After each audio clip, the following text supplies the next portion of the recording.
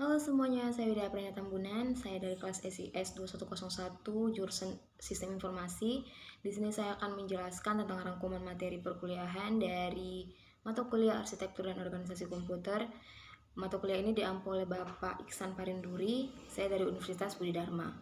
Nah, di sini saya akan menjelaskan dari pertemuan mata kuliah ada 11 bab. Langsung saja kita ke bab yang pertama, yaitu pengertian arsitektur dan organisasi komputer. Nah, definisi dari arsitektur komputer itu mempelajari atribut-atribut sistem komputer yang terkait dengan seorang programmer. Contohnya soal set instruksi, aritmatika yang digunakan, teknik pengalamatan, dan mekanisme input-output. Dan definisi dari organisasi komputer sendiri itu mempelajari bagian yang terkait dengan unit-unit operasional komputer. Contohnya ada sinyal kontrol, interface, dan juga teknologi memori. Nah, klasifikasi arsitektur komputer menurut von Neumann dan Flynn. Di sini menurut von Neumann, klasifikasi arsitektur komputer itu terdiri dari 4. Yang pertama memiliki hardware dasar yaitu CPU, memori, dan input-output sistemnya. Yang kedua ada komputer merupakan store program. Yang ketiga bisa menjalankan instruksi secara berurutan, dan yang terakhir memiliki jalur atau bus yang letaknya di antara memori dan juga CPU. Sedangkan menurut Flynn, di sini terdiri dari 3. Yang pertama jumlah prosesor yang digunakan, kemudian struktur memori, dan juga jumlah program yang bisa dijalankan. Kemudian ada jenis-jenis arsitektur komputer. Di sini ada 4 jenis. Yang pertama ada MISD atau Multiple Instruction Single Data. Ini merupakan jenis arsitektur di mana memiliki fungsi dalam melakukan eksekusi data yang bisa diproses oleh prosesor yang berbeda-beda. Kemudian ada komputer MIMD yaitu Multiple Instruction Multiple Data. Ini komputer yang memiliki beberapa prosesor yang diatur secara paralel dengan menggunakan unit pengontrol. Kemudian ada SISD atau Single Instruction Single Data. Ini merupakan jenis komputer buatan dari von Neumann dengan ciri khas prosesor yang digunakan hanya satu buah saja. Contohnya yaitu PC. Kemudian yang terakhir ada SIMD atau Single Instruction Multiple Data, yaitu jenis komputer yang dibuat secara paralel. Jadi komputer ini bisa mengendalikan banyak prosesor dari satu sistem kendali saja. Contohnya itu ada ILC, Star 100, dan juga Dry One. Kemudian ini bab 2, kita masuk ke komputer dan evaluasi kinerja komputer. Itu definisi komputer sendiri merupakan sebuah mesin hitung elektronik yang secara cepat menerima informasi masukan digital dan mengolah informasi tersebut menurut seperangkat instruksi yang tersimpan di dalamnya. Nah, fungsi komputer sendiri di sini ada 4. Yang pertama ada fungsi operasional. Ini sebagai alat memindahkan data dengan memindahkan dari peripheral ke perangkat lainnya. Contohnya dari keyboard ke screen monitor kita. Kemudian ada fungsi operasi kontrol. Di sini mengontrol dari suatu sistem berdasarkan sistem kerja yang dikontrol. Kemudian fungsi pemindahan data, ini memindahkan data dari lokasi memori internal ke eksternal ataupun dari perangkat input ke output. Dan yang terakhir fungsi penyimpanan data. Ini data dipindahkan dari lingkungan luar ke penyimpanan komputer, begitupun juga sebaliknya. Contohnya internet download ke hard disk ataupun ke disk. Nah, di sini ada evolusi komputer, ya ada 5 generasi. Yang pertama itu kita bahas dari tahun 1940 sampai 1956. Ini generasi pertama menggunakan tabung vakum yang memiliki sifat ukurannya besar dan memerlukan tempat yang sangat luas. Kemudian juga memerlukan banyak pendingin karena banyak mengeluarkan panas. Prosesnya juga relatif lambat dan juga kapasitasnya untuk menyimpan data itu relatif kecil. Pabrik yang memproduksi dari generasi pertama ini ada Univac, ada IBM, dan contoh mesinnya itu ada ENIAC, ada Mark II, kemudian ada Mark III juga. Dan selanjutnya ke generasi kedua ini dari tahun 1956 sampai 1963. Ini menggunakan transistor yang merupakan ciri khas dari komputer generasi kedua. bahan bakunya terdiri dari 3 lapis, yaitu ada basic, kolektor, dan juga emitter. Nah, sifat-sifat dari generasi kedua ini, yang pertama ukurannya relatif kecil, yang kedua tidak banyak mengeluarkan panas seperti di generasi pertama. Kemudian mulai mengenal teleprocessing atau time sharing. Prosesnya juga relatif lebih cepat, kapasitasnya untuk menyimpan data juga semakin besar, dan memorinya masih cukup kecil, tapi masih lebih besar dibandingkan dengan generasi pertama. Nah, pabrik yang memproduksi ini ada Univac, ada IBM juga, ada Honeywell. Kemudian contoh mesinnya ada IBM 1620, IBM 1401, IBM 7070. Kemudian kita masuk ke generasi ketiga, yaitu yang diciptakan dari tahun 1964 sampai 1971.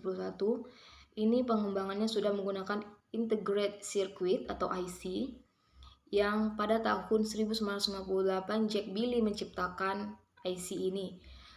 Sifat-sifat dari generasi ketiga ini ukurannya lebih kecil dari komputer generasi kedua, kemudian juga mulai mengenal multi programming dan multi processing. Prosesnya juga sangat cepat, kapasitasnya untuk menyimpan data lebih besar dan menggunakan teknologi small and medium scale integration. Pabrik yang memproduksi itu ada IBM juga, ada NCR. Contoh mesinnya ada Univac 1108, ada PDP 8 dan juga 11. Kemudian untuk generasi keempat ini dari tahun 1971 sampai sekarang. Ini menggunakan mikroprosesor yang menjadi terobosan dalam mendatangkan komputer generasi keempat dengan menyatukan ribuan IC ke dalam satu kepingan silikon. Nah, sifat-sifat dari komputer generasi keempat ini ukurannya relatif lebih kecil, kemudian sudah menerapkan multi-programming dan multi-processing, dan mengenal database management system atau DBMS. Nah, pabrik yang memproduksi yaitu ada IBM dan juga contoh mesinnya itu IBM S34, IBM S36 dan juga lain-lainnya. Kita bisa lihat di PowerPoint yang sudah saya buat. Kemudian kita masuk ke generasi yang terakhir yaitu generasi kelima. Ini diciptakan mulai dari sekarang sampai ke masa depan nanti. Ini sudah memiliki atau menggunakan artificial intelligence atau AI, sehingga komputer di masa depan dapat memberikan respon atas keinginan manusia. Nah, sifat-sifatnya dapat membantu menyusun program untuk dirinya sendiri. Kemudian komputer ini juga dapat menerjemahkan dari suatu bahasa ke bahasa lainnya. Kemudian dapat membuat pertimbangan-pertimbangan yang logis, dapat mendengar kalimat perintah yang diucapkan serta melaksanakannya. Kemudian dapat memilih setumpuk fakta serta menggunakan fakta yang diperlukan. Nah, ini dia ada gambar dari komputer generasi, dari setiap generasi. Yang pertama tadi ada tabung vakum, yang kedua juga kita bisa lihat di sini. Yang kelima, contoh komputer generasi kelima kita bisa lihat yang sering kita pakai itu adalah laptop ya. Kita masuk bab yang ketiga, itu adalah Central Processing Unit atau CPU, yang merupakan perangkat keras komputer yang memiliki tugas untuk menerima dan melaksanakan perintah dan data dari perangkat lunak. Nah, fungsi CPU di sini ada 4, yaitu yang pertama ada fetching, decoding, executing, dan juga storing. Nah, fetching sendiri ini proses pengambilan atau pemanggilan data di dalam komputer. Kemudian data itu disimpan di dalam hard disk yang terletak di CPU dengan sebuah alamat. Decoding ini proses penerjemahan yang diberikan oleh suatu program ke dalam bahasa yang bisa dimengerti oleh CPU.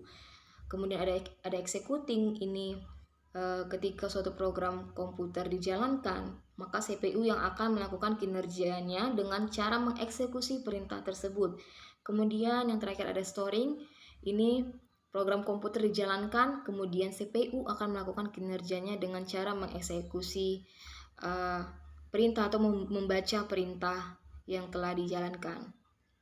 Kemudian ada komponen CPU. Di sini ada 3 komponen utama, yaitu ada CPU.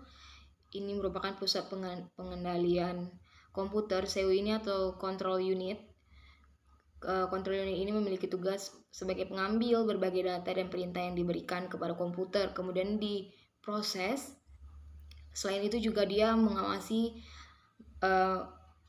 pengiriman pesan ke ALU untuk diproses, kemudian mengawasi kinerja ALU juga, dan juga mengatur input output.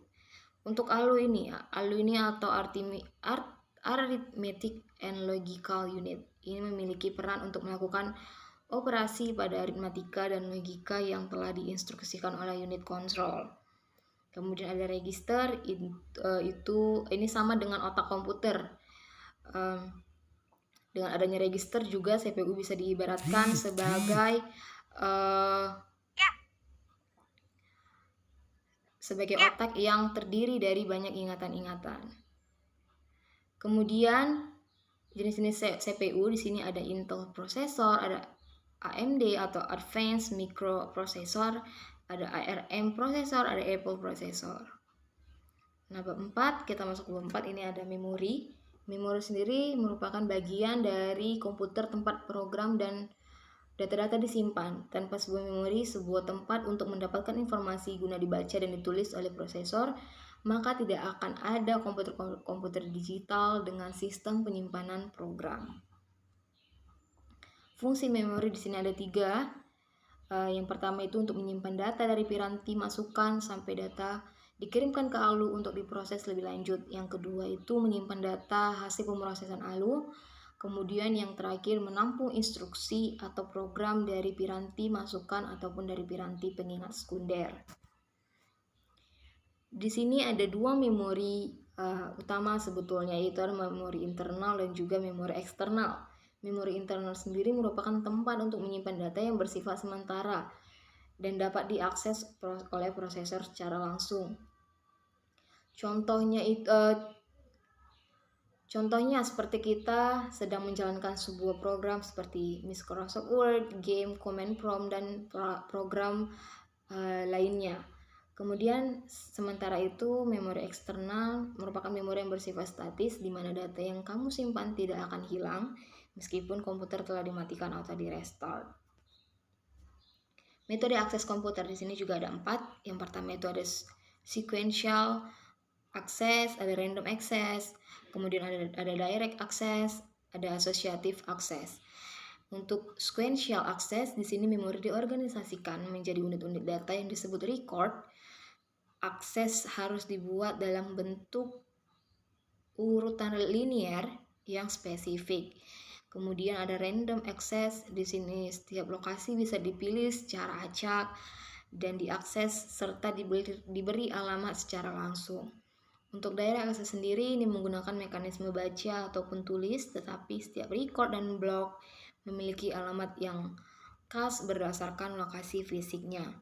Kemudian ada associative access, di sini setiap word dapat ditemukan berdasarkan isinya dan bukan alamatnya. Setiap lokasi memiliki mekanisme pengalamatannya sendiri. Kemudian ada 3 konsep yang berhubungan dengan satuan transfer, yaitu yang pertama ada word, merupakan satuan alami organisasi komputer. Kemudian ada addressable units, pada sejumlah sistem ini merupakan word, namun terdapat sistem dengan pengalamatan pada tingkat byte. Kemudian ada unit of transfer, adalah jumlah bit yang dibaca atau dituliskan ke dalam memori pada suatu saat. Pada memori eksternal, unit of transfer ini biasanya lebih besar dari suatu word yang disebut dengan block. Di sini ada RAM dan ROM. Nah, RAM dan ROM ini salah satu jenis memori. Kalau RAM itu singkatan dari Random Access Memory, yaitu sebuah perangkat keras yang ada pada komputer. Sebuah memori yang ada pada komputer yang dimana dimanfaatkan sebagai tempat penyimpanan data atau lebih sering dikenal dengan istilah memori. Kemudian RAM juga bisa menjalankan berbagai instruksi program. RAM ini sendiri termasuk sebagai perangkat yang bersifat sementara. Karena itu, data yang disimpan di RAM bisa hilang kapan saja. Dan sedangkan ROM yaitu read only memory, ini penyimpanan yang bersifat permanen. RAM ini sebuah perangkat komputer dengan menyimpan data secara permanen. Dengan begitu, kita tidak akan kehilangan data tersebut meskipun komputer mengalami mati secara mendadak. Di sini ada rumus transfer rate, yaitu dengan rumus Tn sama dengan Ta ditambah N per N. Dengan Tn itu merupakan waktu rata-rata untuk membaca atau menulis N bit. Kemudian ada Ta yaitu waktu akses rata-rata, sedangkan N itu adalah jumlah bit, dan R merupakan kecepatan transfer dalam bit per detik atau BPS. Kemudian kita masuk ke bab yang kelima, yaitu ada set instruksi. Nah, apa sih set instruksi itu? Nah, set instruksi ini bisa dibilang operasi dari CPU ditentukan dari instruksi-instruksi yang dilaksanakan atau dijalankan. Instruksi inilah yang disebut dengan instruksi mesin atau instruksi komputer. Nah, kumpulan dari sari-sari instruksi-instruksi yang berbeda yang dapat dijalankan oleh CPU itulah yang disebut dengan set instruksi. Nah, selanjutnya ada elemen-elemen set instruksi. Di sini ada 4 jenis. Yang pertama ada operation code, yaitu suatu kode yang berisi perintah yang digunakan untuk menentukan dan menjalankan operan atau operasi matematika tertentu. Nah, yang kedua ada source operand reference, yaitu suatu sumber instruksi yang digunakan untuk melibatkan sejumlah operan atau operasi matematika. Yang ketiga ada result operand reference, yaitu suatu hasil dari operan yang dijalankan. Dan yang terakhir ada next instruction reference, yaitu bagian yang menginformasikan ke CPU untuk mengambil instruksi berikutnya. Nah, macam-macam instruksi berdasarkan sifat akses ke memori atau ke register. Itu ada 3. Yang pertama ada memory to register. Ini memory to register adalah sebuah instruksi yang memungkinkan operasi dilakukan di memori dan di register. Kemudian yang kedua ada register to memory. Ini sebuah instruksi yang memungkinkan operasi dilakukan di register dan di memori. Kemudian ada register to register. Ini hanya dilakukan di register saja. Design set instruksi. Ini suatu rancangan set instruksi. Dalam desain set terdapat berbagai masalah yang kompleks yang melibatkan beberapa aspek, yaitu yang pertama ada kelengkapan set instruksi, ada ortogonalitas atau sifat independensi instruksi, kemudian ada kompatibilitas berupa source code dan object code. Di sini 3 aspek yang melibatkan hal-hal yang ketiga tadi. Itu selain yang ketiga tadi yang saya bacakan, ini ada beberapa aspek lainnya. Yang pertama itu adalah operation repertoire yang berkaitan dengan banyaknya operasi yang digunakan. Kemudian data types, yaitu berkaitan dengan tipe data yang digunakan untuk operasi. Kemudian ada instruction format yang berkaitan dengan panjangnya instruksi atau jumlah bit, banyaknya alamat, dan juga sebagainya. Register, yaitu register yang digunakan seperti apa, dan juga addressing, yaitu mode pengalamatan untuk operan. Nah, jenis-jenis operan sendiri yaitu yang pertama ada address. Address ini lokasi tempat data disimpan di memori atau juga bisa disebut physical address. Nah, ada beberapa jumlah alamat memori yang mungkin diperlukan. Yang pertama itu ada satu alamat, yaitu menggunakan akumulator untuk menyimpan operan dan hasilnya. Kalau 2 alamat itu terdiri dari satu operan yang merangkap dengan hasil dan satu lagi sebagai operan. Kemudian yang ketiga ada 3 alamat yang terdiri dari 2 operan dan juga satu hasil. Dan yang keempat ini 4 alamat itu terdiri dari 2 operan, satu hasil, satunya lagi untuk alamat instruksi berikutnya. Nah, yang kedua ada number. Number ini sebuah angka yang digunakan untuk operasi aritmatika pada komputer. Kemudian yang ketiga ada karakter. Ini sebuah unit yang berisi huruf, simbol, ataupun spasi. Kemudian ada logical data. Nah, jenis-jenis operasi di sini ada data transfer, ada arithmetic, ada logical, ada conversion, ada I/O, kemudian ada sistem control, dan juga yang terakhir ada transfer of control. Kita masuk ke bab yang ke-6, yaitu bahasa assembly. Ini sebuah bahasa rakitan yang merupakan bahasa pemrograman tingkat rendah yang digunakan dalam bahasa pemrograman komputer. Kemudian ada mikroprosesor, pengendali mikro, dan juga perangkat lainnya yang dapat di program. Nah, ini ada move. Ini contohnya ya. Contohnya kita bisa lihat di sini. Nah, perintah baris pertama itu bekerja menjalankan prosesor pengisian register RO. Itu ada move row, kemudian 02H dengan data 02H. Perintah baris kedua bekerja menjalankan proses pengisian register A dengan data 03H. Kemudian proses penjumlahan data pada register A dengan data pada register RO dijalankan menggunakan perintah add ARO dan menghasilkan data 05H yang tersimpan di register A.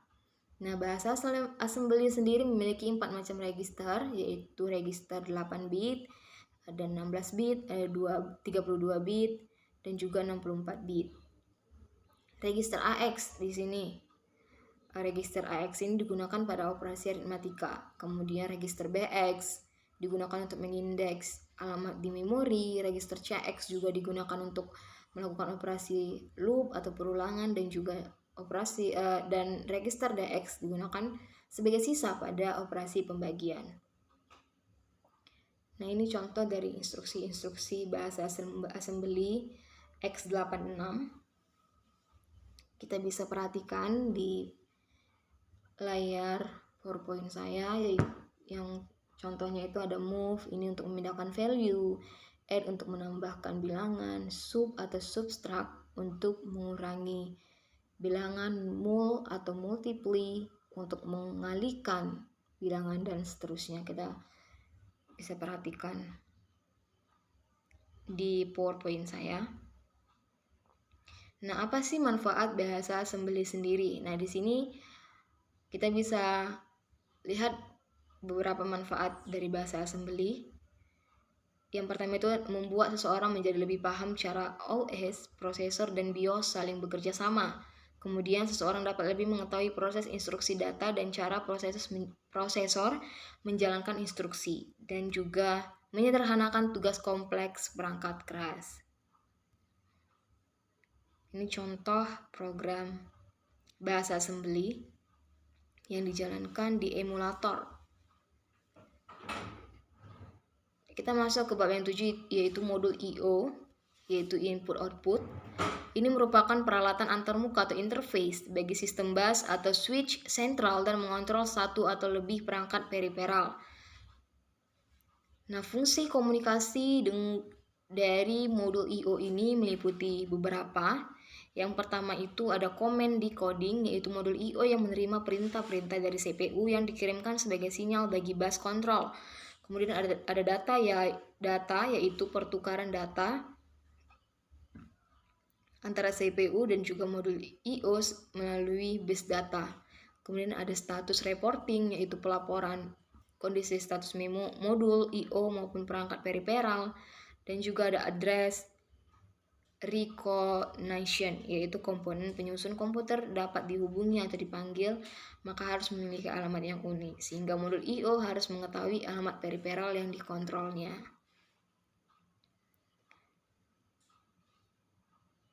Nah, ini ada struktur modul I/O. Antarmuka modul I/O ke CPU melalui sistem bus komputer terdapat 3 saluran, yaitu ada saluran data, saluran alamat, dan juga saluran kontrol. Nah, bagian terpenting itu adalah blok logika input-output yang berhubungan dengan semua peralatan antarmuka periferal. Terdapat fungsi pengaturan dan switching pada blok ini. Nah, ini kita bisa perhatikan gambar di samping. Nah, teknik masukan ataupun keluaran di sini ada 3, yaitu ada I/O terprogram, kemudian ada interrupt, driven I/O, dan juga ada DMA. Pada I/O terprogram ini data saling ditukar antara CPU dan juga modul input output, dan CPU mengeksekusi program secara langsung seperti pemindahan data, pengiriman perintah baca maupun tulis, dan monitoring perangkat.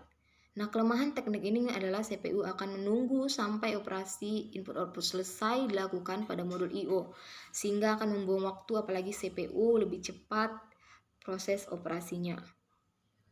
Nah, ada interrupt driven I/O.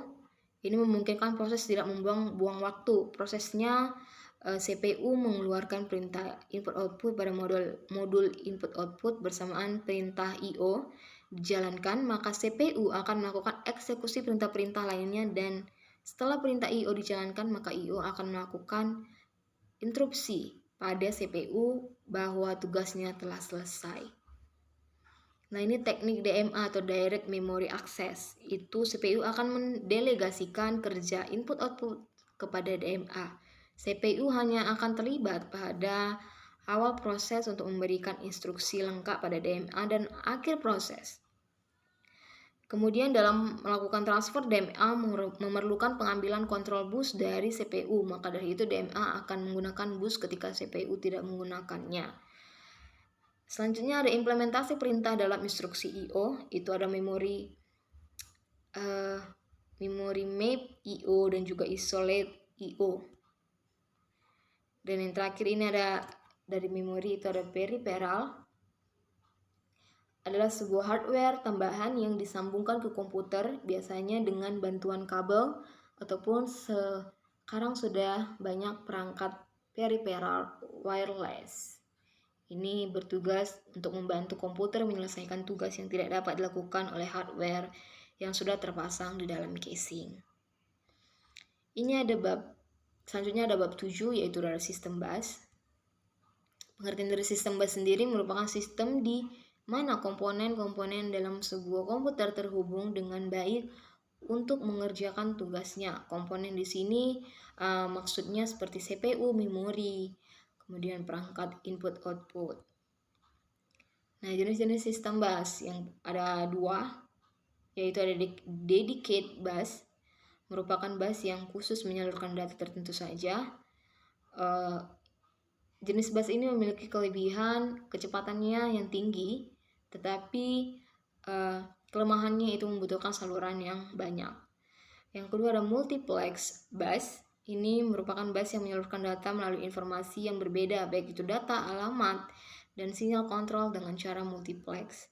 Keunggulan dari jenis bus ini tidak memerlukan saluran yang banyak, akan tetapi kecepatannya rendah dan perlu mekanisme yang kompleks untuk mengurangi data yang multiplex. Jenis-jenis bus berdasarkan fungsinya. Di sini ada 3, yaitu data bus, address bus, control bus. Kita bisa lihat di sini pengertian dari masing-masing ketiga jenis bus ini berdasarkan fungsinya. Kemudian ada macam-macam bus dalam sistem komputer. Ini di sini ada 4. Yang pertama itu ada bus prosesor atau disebut juga front side bus atau FSB, merupakan bus tercepat pada komputer dan merupakan inti dari chipset. Utamanya ini digunakan oleh mikroprosesor untuk melewatkan informasi dari change atau memori utama.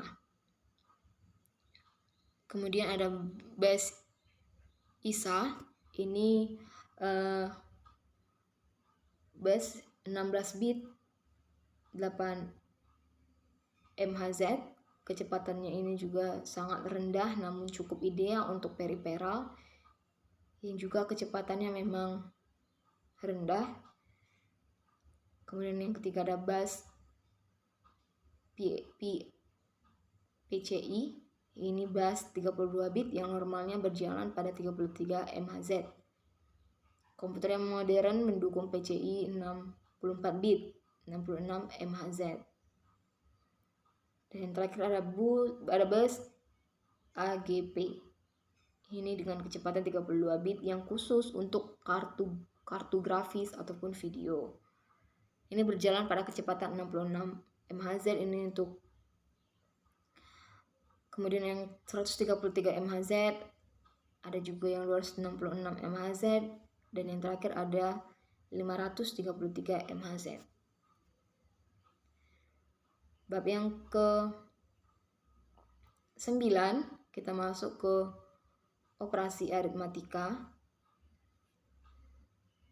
Nah, di sini ada operasi penjumlahan bilangan.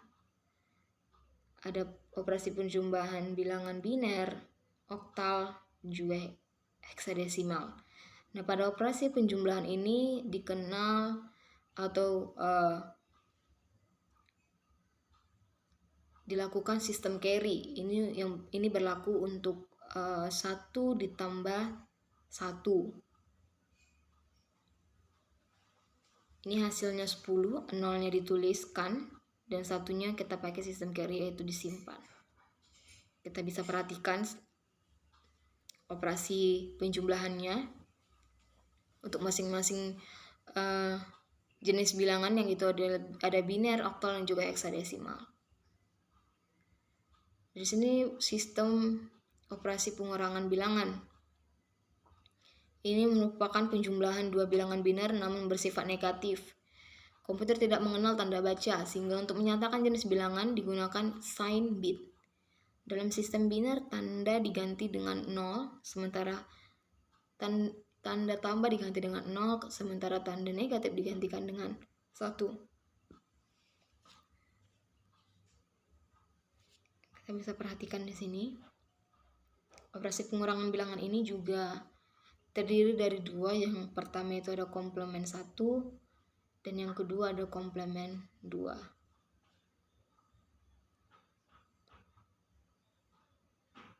Yang ketiga itu ada operasi perkalian bilangan. Kita bisa lihat di situ di tabelnya, input untuk 0 kali 0 hasilnya 0. 0 kali 1 hasilnya juga 0. 1 kali 0 hasilnya juga 0. Dan 1 kali 1 hasilnya 1. Ini ada contoh soal. 110 dikali 111. 0 dikali 1 kali 0 hasilnya 0. 1 kali 1 hasilnya 1. 1 kali 1 juga hasilnya 1. Kita kalikan seperti sistem bilangan desimal. Kemudian nanti hasilnya kita tambah dengan menggunakan penjumlahan bilangan biner. Ini ada operasi pembagian bilangan. Pembagian biner pada dasarnya sama dengan pembagian desimal, bedanya nilai yang dihasilkan hanya 0 dan 1. Sama seperti pembagian desimal ini, contohnya desimal itu ada 9 dibagi 3. Dan binernya kita pakai bilangan biner dari desimal 9 dan juga bilangan biner dari desimal 3. Kemudian kita lanjut ke bab yang 10, yaitu sistem operasi. Ini perangkat lunak sistem yang bertugas untuk melakukan kontrol dan manajemen perangkat keras serta operasi-operasi dasar sistem, termasuk menjalankan perangkat lunak aplikasi seperti program-program, pengolahan kata, penjelajahan web, dan juga lain-lain. Nah, fungsi sistem operasi sendiri, yang pertama itu menjalankan operasi dasar, yang kedua mengatur kinerja perangkat, yang ketiga menyimpan program atau aplikasi, dan yang terakhir menampilkan visualisasi laman. Jenis-jenis sistem operasi di sini ada 6. Yang pertama itu ada distribute OS. Ini sistem operasi distribusi menggunakan prosesor di berbagai mesin. Tujuannya memudahkan komputasi yang akan diberikan pada user secara cepat dan juga akurat. Yang kedua ada batch OS. Ini sistem operasi menyatukan beberapa pekerjaan sehingga lebih efisien dan terselesaikan lebih cepat dan tidak memberatkan implementasinya. Kemudian ada mobile OS. Ini digunakan pada kebutuhan perangkat mobile seperti Android, iOS, pada smartphone untuk memberikan fungsi sama. Kemudian ada multitasking OS. Ini sistem operasi dapat digunakan untuk menyelesaikan pekerjaan secara bersamaan dalam satu perangkat. Yang kelima ada network OS. Ketika menjalankan jaringan, OS berperan mengatur data dan keamanan user. Kemudian ada real time OS. Ini interval waktu untuk pemrosesan lebih sedikit dengan respon input yang kecil sehingga aksesnya juga lebih cepat. Ini bagaimana cara menghitung kecepatan prosesor. Kita bisa perhatikan ini ada 3 langkah. Yang pertama itu dapatkan dulu spesifikasi prosesor termasuk FSB-nya dan pengganda. Yang kedua, hitung FSB dan untuk CPU Intel dengan rumus FSB sama dengan FSB nominal dibagi 4 dikali FSB nominal. Contohnya FSB 800 MHz dibagi 4. Oke, sorry. FSB dibagi 4. Kemudian kita dapat hasilnya 200 MHz. Yang ketiga, hitung kecepatan CPU menggunakan rumus CPU sama dengan FSB dikali multiplier. Contohnya tadi kita udah mendapatkan di langkah kedua 200 MHz dikalikan 11. 220 MHz. Ini kita ubah ke gigahertz. Dari megahertz ke gigahertz itu 2200 sama dengan 2,2 gigahertz. Gimana cara menghitung kecepatan prosesor? Ini digunakan aplikasi CPU-Z. Nanti akan keluar hasil dari masing-masing komputer ataupun laptop yang kita gunakan, seperti gambar di samping.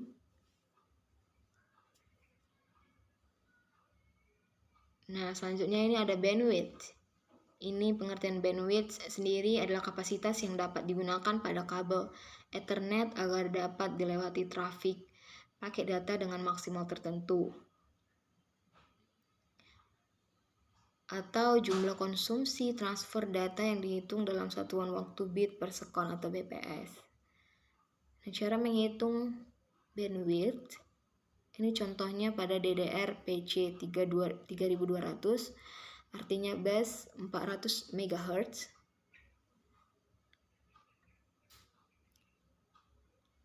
Ini ada satuan bit, satuan dari 400 MHz dikonversikan ke dalam hertz menjadi 400 juta hertz, di mana 1 MHz sama dengan 1 juta hertz. Jadi 400 MHz bisa diartikan sebagai 1/400 juta detik.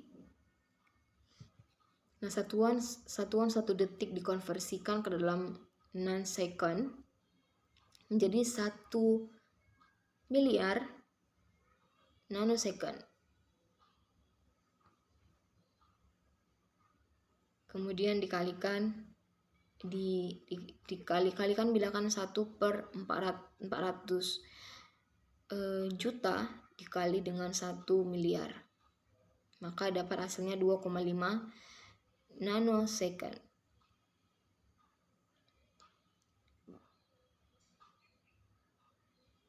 Bab yang ke-11, yang terakhir itu adalah penjadwalan prosesor. Ini merupakan dasar sistem operasi komputer multiprogramming yang membuat sistem menjadi lebih produktif dan juga efisien.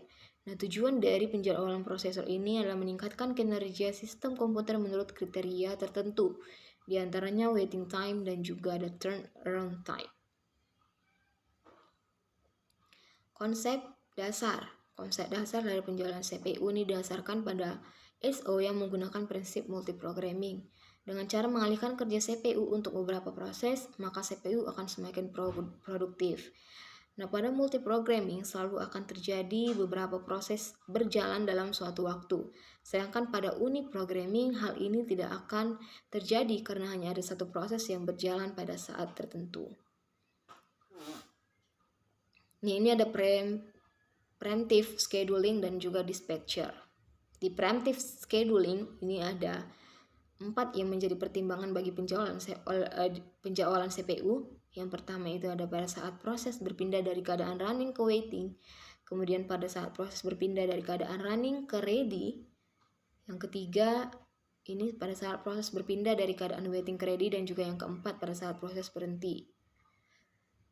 Sedangkan dispatcher ini adalah suatu modul yang akan memberikan kontrol pada CPU terhadap penyeleksian proses yang dilakukan selama short term scheduling. Fungsi dispatcher sendiri itu adalah switching context, switching ke user mode, kemudian yang terakhir adalah melompat ke lokasi tertentu pada user program untuk memulai program. Nah, di sini tadi sebelumnya kita sempat bahas ya turnaround time dan juga waiting time. Turnaround time ini merupakan banyaknya waktu yang diperlukan untuk mengeksekusi proses, dari mulai menunggu di ready QW, eksekusi oleh CPU, dan juga mengerjakan input-output. Sedangkan waiting time, waktu yang diperlukan oleh suatu proses untuk menunggu di ready QW. Waiting time ini juga tidak mempengaruhi eksekusi proses dan penggunaan input-output. Untuk rumus dari turnaround time sendiri yaitu waktu eksekusi ditambah dengan waktu menunggu. Kemudian selanjutnya ada respon time. Ini waktu yang dibutuhkan oleh suatu proses dari minta dilayani hingga ada respon pertama yang menanggapi permintaan tersebut. Yang kedua ada fairness. Ini meyakinkan bahwa tiap-tiap proses akan mendapatkan pembagian waktu penggunaan CPU secara terbuka atau fair. Nah, selanjutnya kriteria yang akan digunakan untuk membandingkan algoritma penjualan CPU adalah rata-rata waktu tunggu atau average waiting time, yaitu total waktu tunggu untuk semua proses dibagi dengan banyaknya proses. AWT sendiri ini punya rumus yaitu jumlah proses waktu tunggu dibagikan dengan banyaknya proses. Ini ada algoritma penjadwalan. Di sini ada 4. Yang pertama itu ada first come first serve. Ini proses yang pertama kali meminta jatah waktu untuk CPU akan dilayani terlebih dahulu. Dan juga AWT dari algoritma ini juga cukup besar.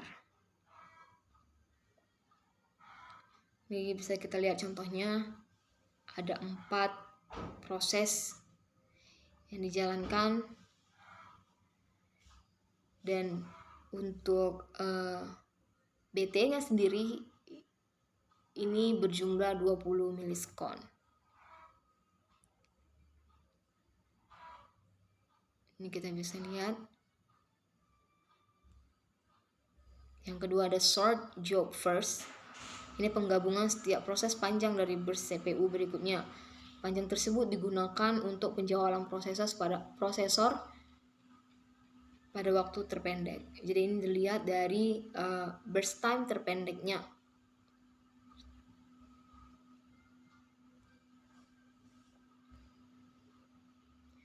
Kemudian ada waktu tunggu yang diberikan untuk setiap proses pada tabel berikut. Ini waktu tunggu dari contoh soal shortest job first. Maka AWT-nya kita jumlahkan dari waiting time. 3 tambah 16 tambah 9 tambah 0 dibagi 4 jumlah prosesnya, yaitu hasilnya 7 milisekon. Ini round robin scheduling. Ini merupakan salah satu penjadwalan proses di mana algoritma ini menggilir proses yang ada di antrian. Proses akan mendapat jatah sebesar time quantum. Jika time quantumnya habis atau proses sudah selesai, CPU akan dialokasikan ke proses selanjutnya.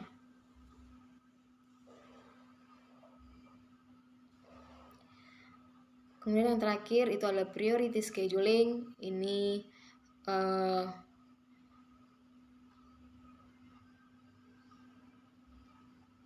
berdasarkan nilai prioritas.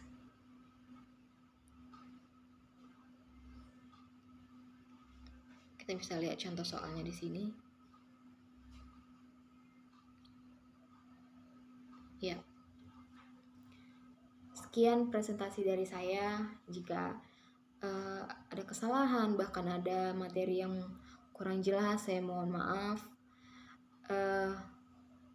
Selamat pagi semuanya. Terima kasih.